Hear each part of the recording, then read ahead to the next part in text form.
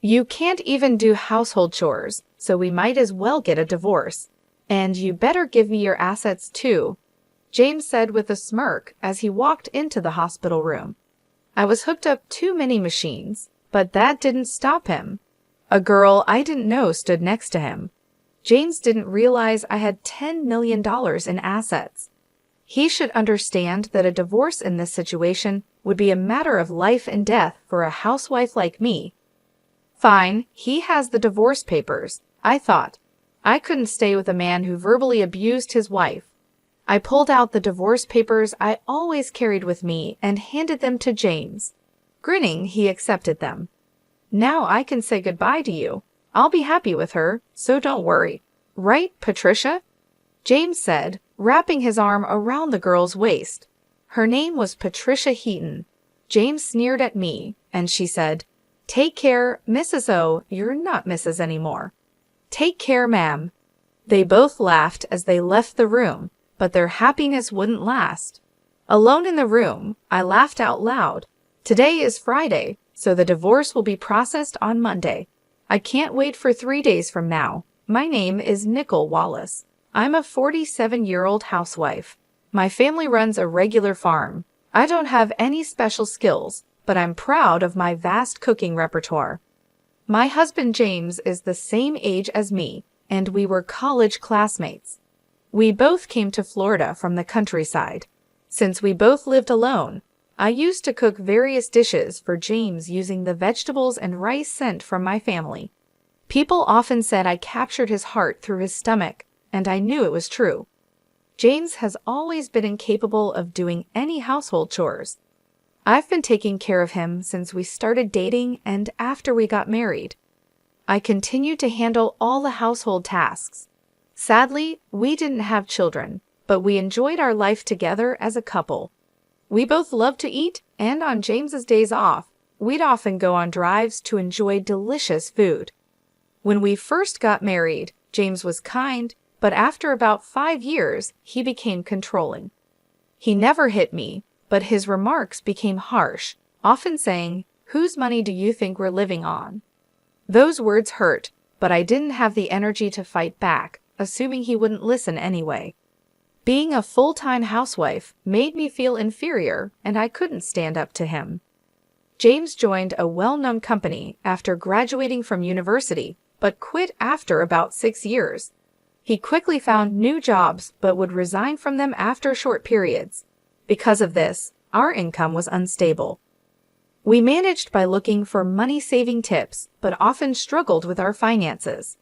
However, at the company he'd been with for the past 3 years, he seemed to get along with his colleagues. I had faint hopes he might stay there for a long time. Then one day, James came home earlier than usual. "I'm home. I quit my job," he said. "What again?" I said, surprised. James' eyebrows twitched. I stopped cooking and rushed over to him. "I'm sorry, I was just shocked." "No welcome back, and you're criticizing what I do?" "You've become quite bold," James said. His words made me freeze. James was in a very bad mood, and if I said the wrong thing, it could get worse. "I'm sorry," I said. "As long as you understand," he replied, somewhat placated. He sat on the sofa and turned on the TV. I quietly placed a beer and a glass on the table. "Do you want dinner or a bath?" I asked. "Food and alcohol," he replied. To avoid upsetting James, I played the role of a submissive wife. I once had a strong sense of self, but after 16 years of marriage to James, since the age of 30, I rarely showed my true self. After eating and drinking to his heart's content, James fell asleep, snoring on the sofa. The table was a mess, like a child had eaten there. I cleaned up the fallen beer bottles and food scraps on the floor. It wasn't supposed to be like this. Recalling my dreams of a happy married life from my girlhood days, my true feelings slipped out. I glanced at James suddenly, but he showed no signs of waking. Relief washed over me, but I also felt dread about continuing this life. Maybe I should consider divorce. I started planning my schedule for the next day, determined to face the issues I had been avoiding. The next day, James started visiting the employment office and quickly secured another job. While he was job hunting, I went to the city office and signed divorce papers. I wasn't ready to submit them, but having them felt like a kind of protection. I hid the signed divorce papers at the bottom of my bag. If James found them, who knows what he might say or do. "Hey, where did you go while I was job hunting?" he asked. "I went to the stationery store to buy some resumes." "Look, I thought you might need them," I said, trying to sound normal. James, who got home before I did, initially interrogated me suspiciously but quickly cheered up. I handed him the resumes I had bought earlier. After receiving them, James said he was going out for drinks with a friend and left. James's new job was at a reputable company with a solid salary and better benefits than any job he'd had before. When he got promoted after working there for about 2 years, he celebrated with a drink. I secretly hoped that maybe this time he would work there until retirement. James's department seemed to be in sales, and he started to leave home more frequently for evening events. I enjoyed my brief moments of freedom and gathered energy to greet James with a smile when he returned. One day, I received a call from my mother. After a long time, hearing her excited story took me by surprise. $10 million. I asked, stunned. "Yes, 10 million. You know the mountains and lands we owned? We don't need them anymore. We had them appraised, and they are worth 15 million. We only need 3 million to enjoy the rest of our lives, so I think you might want to rethink your life too," she said. My mother was never fond of James. She was worried about me, especially after James became more controlling, preventing me from even visiting my childhood home. I was stunned by the amount she mentioned.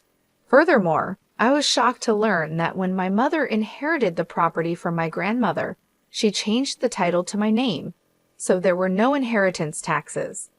"It's better not to tell James, but the final decision is yours," she said, hanging up the phone.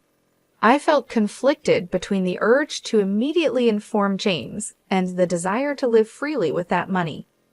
About a week later, I was involved in a traffic accident. Thankfully, my life wasn't in danger, but I'd need to stay in the hospital for about a week. After storing my valuables in the hospital room drawer, I immediately contacted James. "I'm sorry, I got injured," I said. "Huh, what about my meals?" James's reaction made me almost laugh, prioritizing his meals over my injury. "I'll need to be hospitalized for a week. I'm really sorry, but could you buy your meals elsewhere until then?" Not even preparing meals for your husband? What a lazy wife. "Oh wait, I'm coming over now," James said and ended the call abruptly. I was planning to tell him about the inheritance tonight, but now I thought it might be best not to mention it. Looking at all the tubes attached to me, I had a feeling my intuition was right. "You're useless. Can't even do housework. Let's get a divorce, and you better pay me compensation too," James said with a smirk as soon as he entered the room. I was connected to several machines, and a girl I didn't recognize stood beside him. James didn't know that my total assets amounted to $10 million. He should realize that a divorce under these circumstances would be a life and death matter for me, a housewife. "Fine, here's the divorce papers," I said. I couldn't stay with a man who would hurl abuse at his wife in this condition. I handed him the divorce papers I had kept as a sort of charm. James took them with a smug smile on his face. "With this, I can finally say goodbye to you. I'm going to be happy with her, right, Patricia?" James said, wrapping his arm around the girl's waist. The girl, named Patricia, leaned against James and scoffed at me. "Take care, madam." "Oh, you're not a madam anymore, so take care, old lady," she said. With those words, they both left the room laughing, but their joy would be short-lived. Left alone in my room, I burst out laughing. Today is Friday, so the divorce papers would only be processed on Monday. Oh, I cannot wait for 3 days from now. Just as I had expected, the weekend went by without any contact from James, and it was quite peaceful. I was restless, not used to doing nothing. Since getting married, I was always busy. Every time I got restless, the nurses told me to stay calm. Then, on Monday evening, I received a bunch of calls from James. I ignored them at first, but after 15 minutes of constant ringing, I decided to answer. "Could you not be so persistent?" I said. "Hey, what's the meaning of this?" James shouted as soon as I picked up. I couldn't help but laugh. James seemed infuriated by my laughter and started screaming incoherently. "What are you talking about?" I asked. "Don't play dumb. The divorce papers aren't being accepted, are they?" James was huffing and puffing on the other side of the phone. I continued to chuckle and responded to his complaint. Oh, I had previously filed a non-acceptance notification. Remember how you used to say, "Let's get divorced," every time we had a fight? I thought it wouldn't be good if you filed for divorce on a whim during one of our arguments. "Ew, but I don't need that now. Withdraw it immediately," James demanded. "I can't do that until I'm discharged. We need to go through procedures at the municipal office," I said. "Then discharge now." Don't be unreasonable. His selfish demands made me laugh even more. He probably wanted to register his marriage with Patricia, whom he brought on Friday. By the way, was her name Patricia? She's your mistress, right? Hey, that's rude to Patricia. Apologize, she's my new wife. We're not divorced yet, so she's technically your mistress, isn't she? I responded calmly. James made a weird groaning sound. I decided to hit him where it hurt the most. By the way, you'll hear from my lawyer about the division of property. That's right, property. Including this trouble, you better share properly. I'm not sure why he misunderstood, but James suddenly sounded in high spirits. After all, the responsible party has to pay the compensation. I had always done my household chores diligently, and of course, I had never cheated on him. It's clear as day that James is the responsible party. What are you misunderstanding? You're the one who has to give me the assets, James responded, genuinely confused. He likely believed that by not taking care of him while I was hospitalized, I would truly be at fault. Even in my parents' time, one wouldn't be deemed at fault for such a reason. I bitterly thought this as I listened to his rant. I explained to him patiently. What fault of mine are you talking about? Just so you know, not being able to do housework because I'm in the hospital doesn't make me at fault. You've abandoned taking care of me. If you were a child, it would be considered neglect, but you're an adult and should be able to take care of yourself. That's why it doesn't make me at fault. If I say you're at fault, then you're at fault, James insisted. Even a judge would be shocked by his baffling logic. I pictured myself facepalming. Did he really think such childish reasoning would work? Don't you know what's legally defined as grounds for fault? Being at fault means things like infidelity, like having another woman despite having a wife. That's why Patricia is my new wife, and you're no longer of any use to me. So it doesn't apply, right? What are you talking about? Since you were dating her behind my back, it's clearly cheating, I said. James still didn't seem to understand. He was set on believing he was right. Either way, please communicate through a lawyer from now on. Goodbye? Hey, Nicole, he shouted, but I hung up the phone without listening to his protests. He called multiple times, but when I ignored him, he eventually gave up and went silent. I was relieved, but the next day, another headache-inducing event occurred. Feeling frustrated by the non-stop ringing from 9 in the morning, I pressed the call button. On the other end, James was complaining at me like a machine gun. At first, I wasn't sure what he was saying, but piecing it together, it seemed he was complaining about not being able to withdraw money from a bank account. If it's a joint account, James should be able to withdraw without any issue. But if not, I recalled the bank cards and passbooks I had left at home and asked, "Were you trying to take money from my account by any chance?" Exactly. You're still in the hospital, and I was going to take the money into account, but the card won't work. James rumbled on with his unreasonable argument. It seemed he didn't understand what I said yesterday. When I was scheduled to be hospitalized for a week, I had called the bank and requested they prevent withdrawals until I was discharged. I could handle it personally after being discharged. It was to prevent James, who was reckless with money, from depleting my savings while I was in the hospital. My decision was proven right. It's unthinkable to try to withdraw money from the account of an ex-wife you've divorced. However, James didn't see anything wrong with it and asked me to make a withdrawal immediately. What are you talking about? We are practically strangers now. Why would I do as you say? I replied. You and my life haven't changed even if we're getting divorced. Act like a proper wife and listen to me, James insisted. We are not legally divorced yet, but we are already strangers. Got it? Unfortunately, I don't have money to give to strangers, I said. James was shocked since I had never resisted him this much before, but he quickly became assertive again. Just do as I say. Send the money now.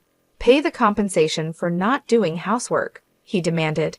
Even though he was academically capable when we first met, he seemed to lack common sense. 18 years into our marriage, it was clear I had made a poor choice in a partner. James seemed frustrated that I wasn't giving in. He likely had exhausted his cash on hand and probably dipped into the living expenses I had left at home and from our shared account. I spoke to James as if I was talking to a small child. Listen, I'm no longer your submissive wife. We'll settle the property division through a lawyer later on. What? You're so insolent. I'm coming over right now. Just wait, James said, hanging up the phone. I didn't mind if he came to the hospital, but I had already asked the nurse's station not to let anyone in except for my parents, so it was unlikely he'd make it to my room. James really did come to the hospital, but as expected, he was stopped at the nurse's station. My phone kept ringing, but after ignoring it for a while, it switched to messages, and my screen was flooded with notifications. I saved all of them as evidence and contacted my lawyer. After a while, it seemed the lawyer had gotten in touch with James as the messages stopped coming in. I thought it was the end, but my hopes were about to be dashed.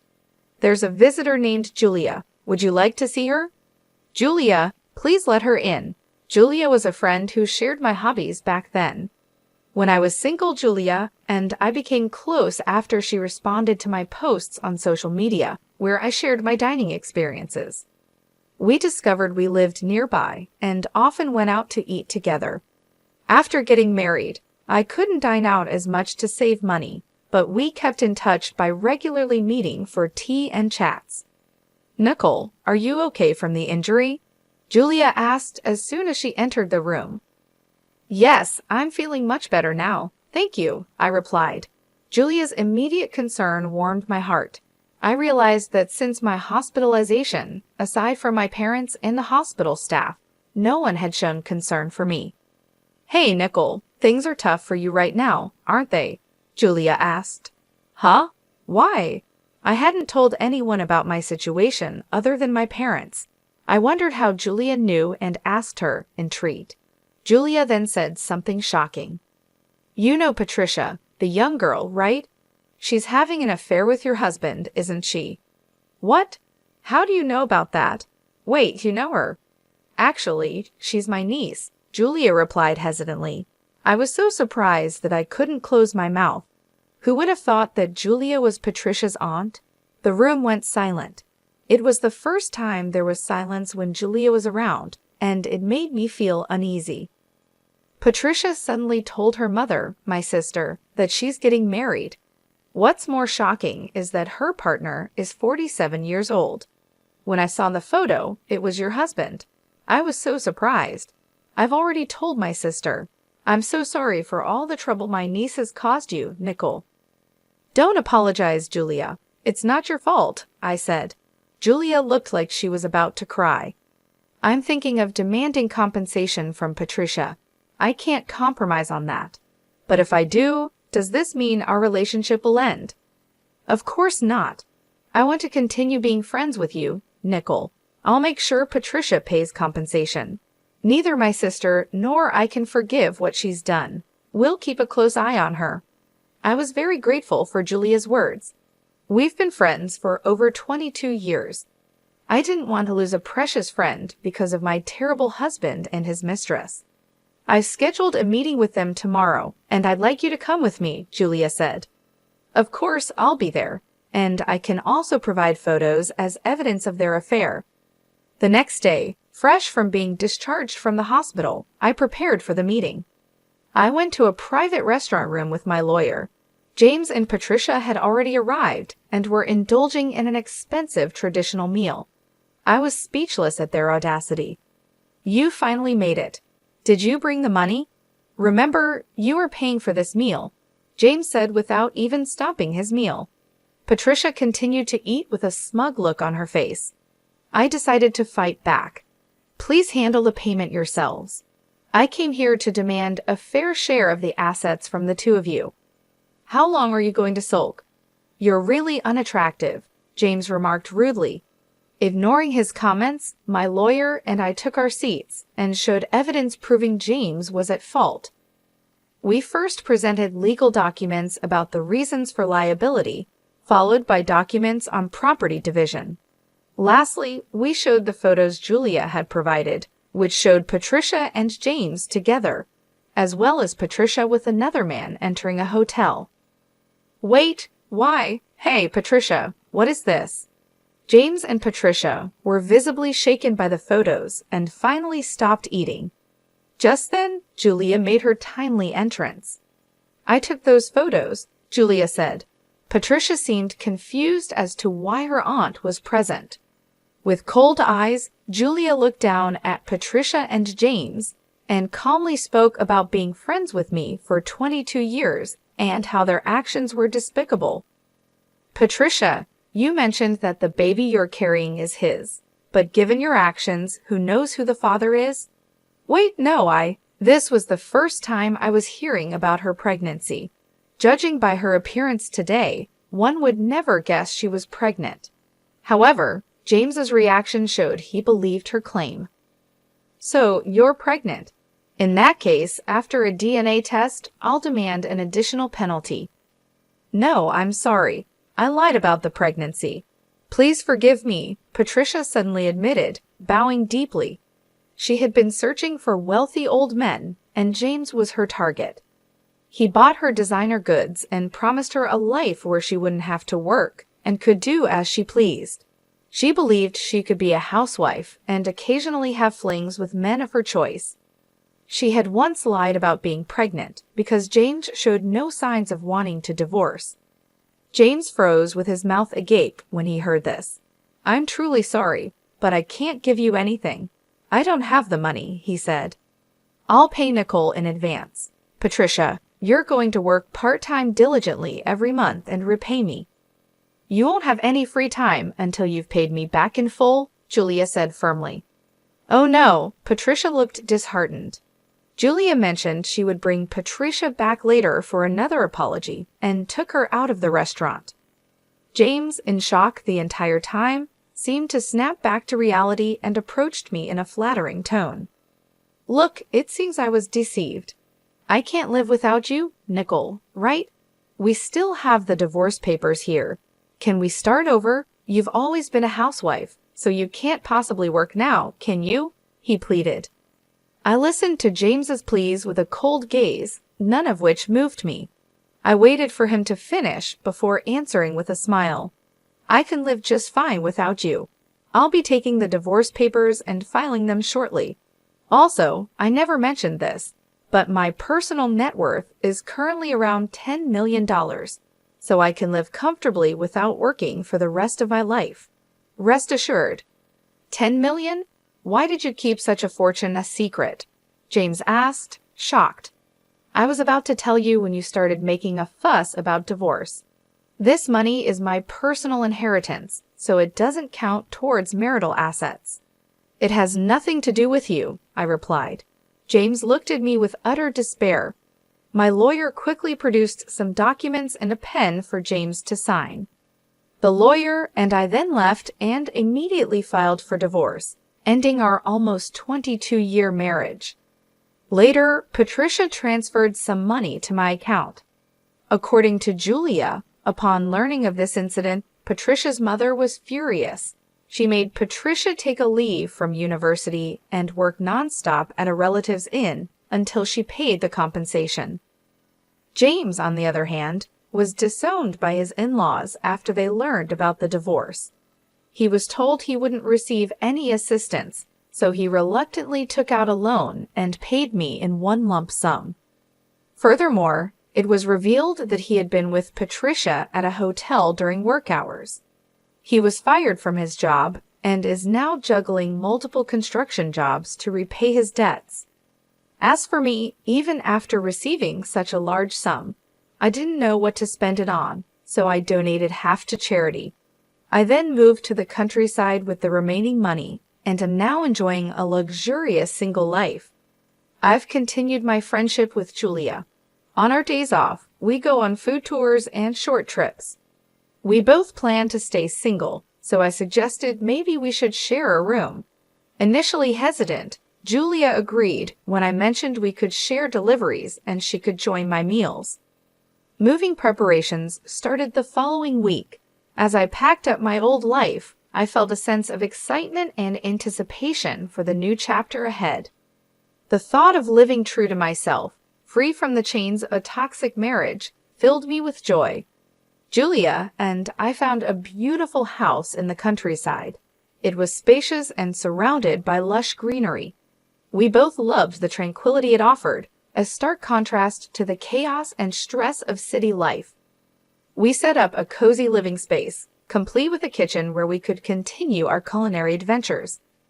As we settled into our new home, our days were filled with laughter and good food. We explored local markets, tried new recipes, and even started a small vegetable garden.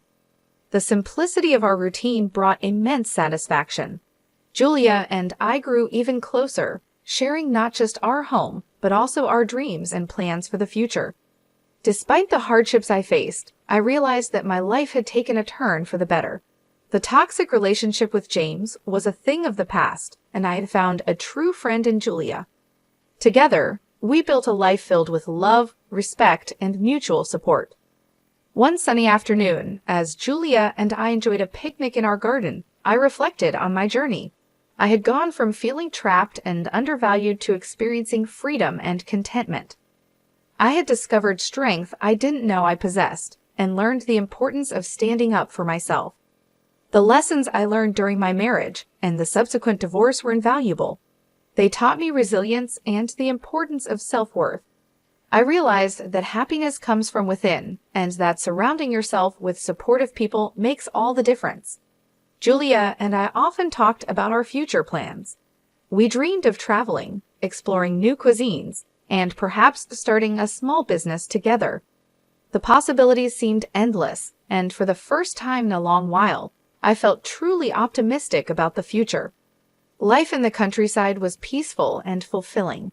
The fresh air, the sound of birds, and the beauty of nature provided a perfect backdrop for our new beginning. I had found a sense of purpose and joy in the simple things, and it was a feeling I cherished deeply. As the days turned into weeks and then months, Julia and I continued to thrive. Our bond grew stronger, and our friendship became the foundation of our happiness. We supported each other through thick and thin, always knowing that we had someone to rely on. Looking back, I realized that leaving James was the best decision I ever made. It allowed me to rediscover myself and build a life filled with love, laughter, and true companionship. Julia and I had created a haven where we could be ourselves, free from judgment and filled with joy. In the end, I learned that life's challenges often lead to unexpected blessings.